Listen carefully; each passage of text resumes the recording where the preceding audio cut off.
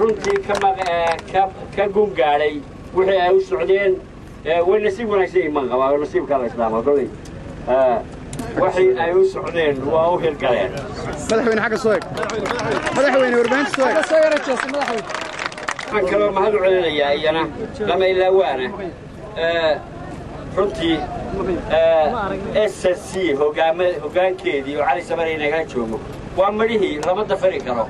madhaheedii baynu buraynaa way soo tarxeen mahad bay leeyihiin waayo waxay ka ugantay maanta khaatuma waxay ka ugantay ololihii SSC ay qaaday ayaa halkaa ku dhammaaday maamul bay ku dhammaatay leedaha khaatumo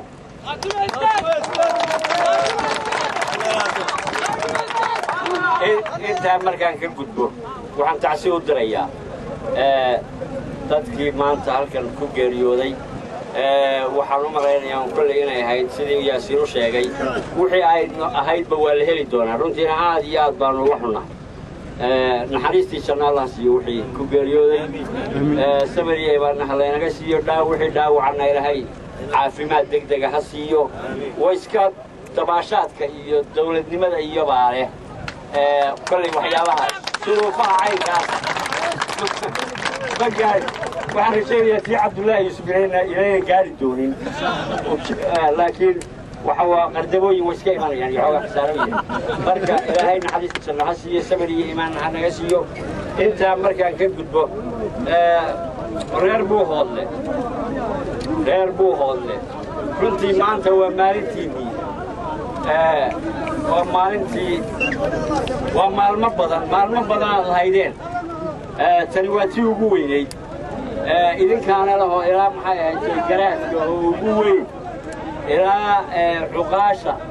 ilaa odaydingarboodka geedigii halkaa ay ka soo qaadeen ilaa taleex bay fadhiyeen iyagaa soo sameeyey waxan annana inaannu halkan maxay tahay la garabsanno oo ilaa halkan laga unko aan waxba unkamayn ayaannu halkan u nimi waa ugu mahad celinayaa muxuu ahaayey maalintii kalshaale iyo hooyow ka horreeyey iyo waa maalintii labadyana waa maalintiinnii halkaasaad ka ambaqaadaysaa waxa aan leeyahay reer buuhoodlow dhulkeenna xorayn baynu maamulkani xorayn buu ku dhisan yahay dhul laynaga haysan doonaa ma jiro si kasta aanu helo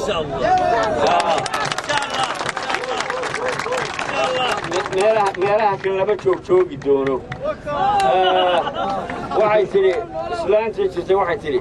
waa tii oo dimuqraadi loogu daray war waa reer ka saaro axmed karaashna ku soo biiray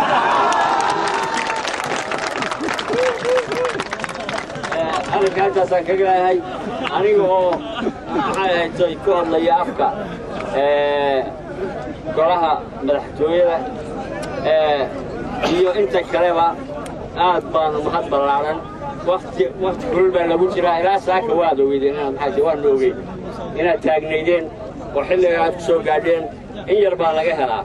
waa dareenka aad ka tarjumaysaan aad iyo aad intaasaan aad iyo aad baad u mahadsantihiin السلام عليكم ورحمة الله الرحمن الرحيم بسم الله الرحمن الرحيم إلهي ما محله إلهي ما محله إلهي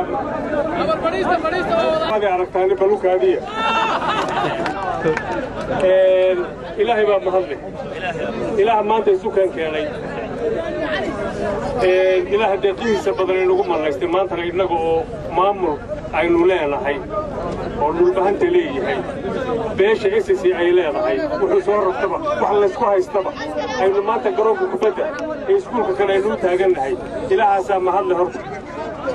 marka labaada waxaa mahadle reer buuhoodle guud ahaan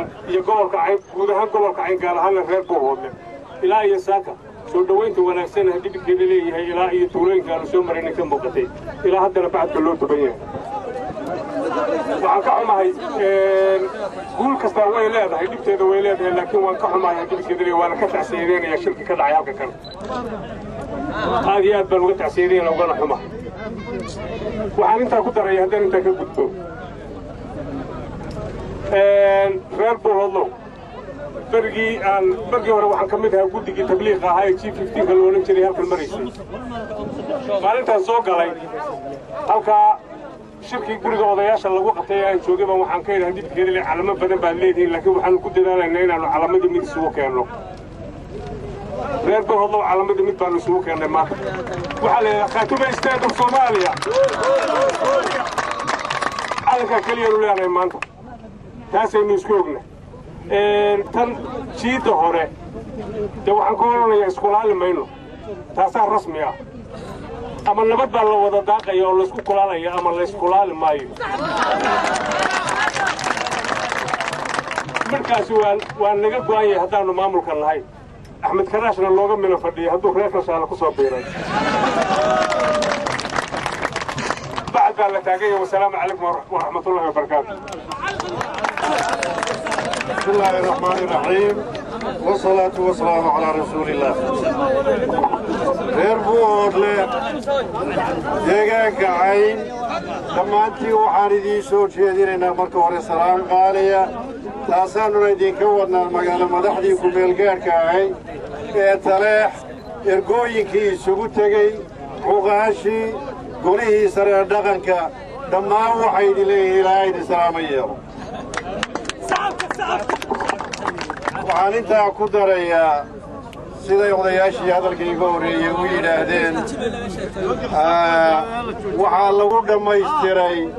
shirka madasha Taleexa taariikhiga ka dhacay in la sameeyey maamul loogu magac bixiyey Khaatuma State of Somalia waxa uu ku saraysan yahay mabaadida Khaatuma State of Somalia inuu horumarka nabadaynta iyo midaynta dadka Soomaaliya sanaagiya cayn u hawlgalo taasayna ku dhaarteen madaxdii hadidin la hadlays waxaan kaloo ku leeyahay inuu himilooyinka ka mid yahay maamulka goboleedka madaxa bannaan ee Khaatuma State inay ugu baaqayaan maamuladay deriska yihiin maamulada ka dhisan bari Soomaal meelay joogaanba in ilaahay ku soo dabaalo nabad iyo barwaaqo inay ku dadaalaan inay u hagar baxaan dibna aanay kaga iman maamulka Khaatuma State ee Soomaaliya waxaanu sheegaynaa bari Soomaal dadka ku nool meel kastaba ha joogeen